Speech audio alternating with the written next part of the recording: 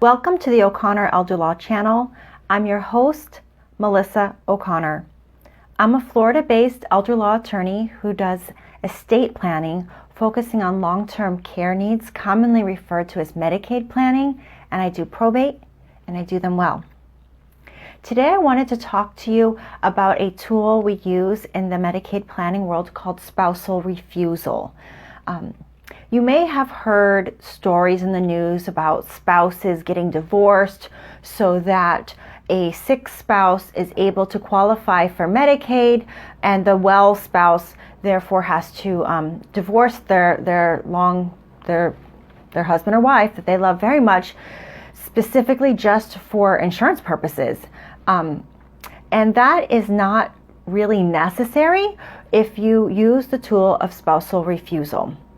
The federal government allows spouses to transfer assets to each other without them being part of the 5-year look-back period. These are exempt transfers. So if a person is not well, they are sick, and they are in need of long-term care needs, they can transfer assets that to their well spouse, which in the Medicaid lingo is called the community spouse, because they live in the community and not in a institution or a facility. So the sick spouse can transfer their assets or their resources to the well spouse, and then and not be subject to any sort of look-back period. And then the well spouse, the community spouse, can complete a form at the time of a Medicaid application wherein they say that they are refusing to provide financial support to their spouse. Therefore, it's called spousal refusal. And then the income and the assets held by the community spouse are not counted against the Medicaid applicant, the sick spouse, because that spouse has refused to financially support them. So that's a strategic move that people could do. It is important to know that it does come with possible implications. Medicaid could seek reimbursement from the community spouse, the well spouse, but it's not a bad strategic move because they would be seeking reimbursement for care at approximately 1/3 of the cost, the Medicaid level of cost, 1/3 of the cost of what it would cost to private pay.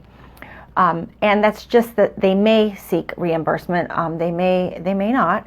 And should you have used this spousal refusal as part of your Medicaid plan and you are a community spouse, if you get a request from Medicaid to make a payment, you are highly recommended to reach out to your elder law attorney and discuss that before you make any sort of responses or replies to Medicaid, because there are different tools that can be used to negotiate Medicaid liens, and therefore rather than immediately responding, it is always good to get the advice of counsel.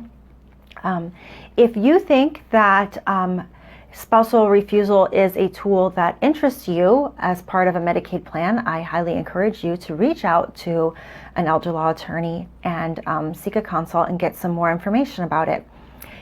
As always, if this video has been helpful to you, I ask that you like and share with others, and I thank you for joining me.